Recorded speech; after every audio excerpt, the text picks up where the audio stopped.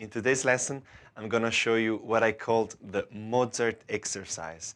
It's gonna be very interesting because it helps you a lot creating ideas based on the chord changes in your solos. And so if you stick around until the end, you're gonna be able to enhance your improvisation pretty quickly. So let's jump right in and let me explain to you why I call it the Mozart exercise. In the Mozart Clavier Concerto number 20 in D minor, one of my favorite concerts, and it does something like this.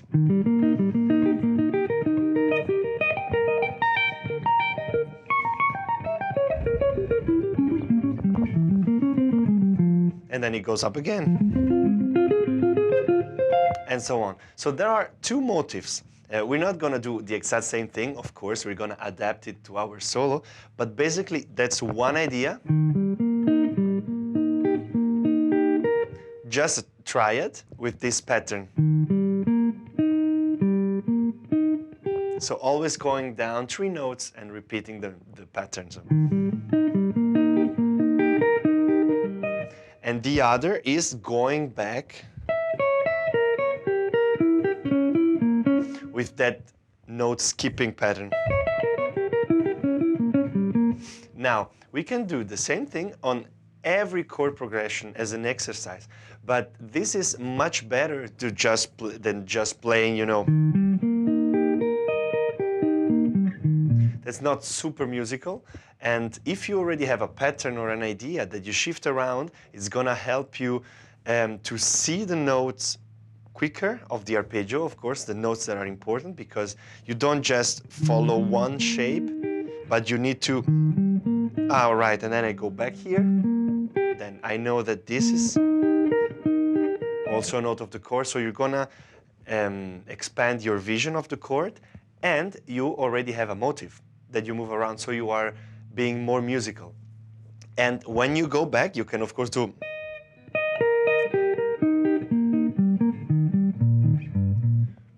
this other pattern for the same chord, for another chord, whatever. You can play with that, you can improvise, but those two ideas are like the Mozart exercise, and you take that and you put it into your solo while you are, of course, trying to learn the changes of your solo. So it doesn't matter if it's a jazz standard, if it's a pop song, if it's whatever, if it's a blues, you can take this exercise to create patterns based on the triads of your progression. So now I'm gonna give you an example with one of my pieces to show you how you can use it for your own music or whatever you are practicing.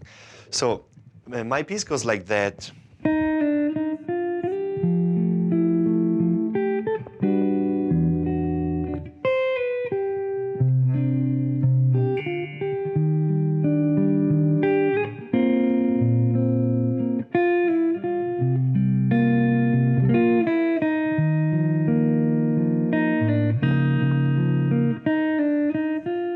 And so on. So the changes are F major 7, E minor 7, then we have a C at 9, then we have C minor 7, then it goes to B flat major at 9, to C sus, C7 sus 4, to E flat major at 9, and to D flat 6.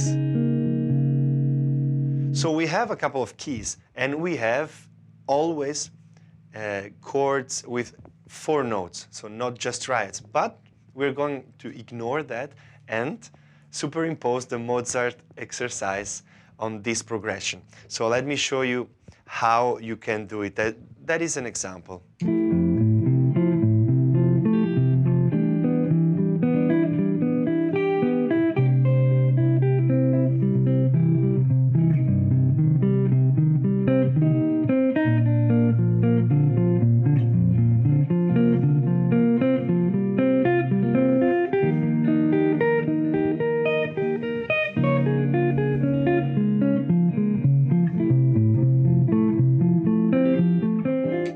and so on. You see, there was one chorus plus the first chord. So that's difficult. That's very difficult. But ideally, you can do it. Sorry for my voice. I have a bit of a cold, but I still wanted to do the video. And ideally, you can do it over the whole fretboard if you're a guitarist, or just over the whole on the whole range of your instrument, whatever you are playing. And if you can do that, then you're gonna be much more comfortable using chords and patterns together. And this is a very musical exercise. And of course, you can change the pattern then at some point. You can do whatever you want with it. And yes, that was a quick one. But I think this, if you're gonna do the work, of course, as usual, then it's gonna enhance your playing a lot. That helped me a lot for my solos and for seeing the changes and always being able to land on important notes, but still being musical. So I hope that was helpful. And as usual, drop a like, subscribe to the channel, and let me know in the comments if you have questions, if you like the lesson, or if you have wishes for future lessons. Thanks a lot, and see you for the next one.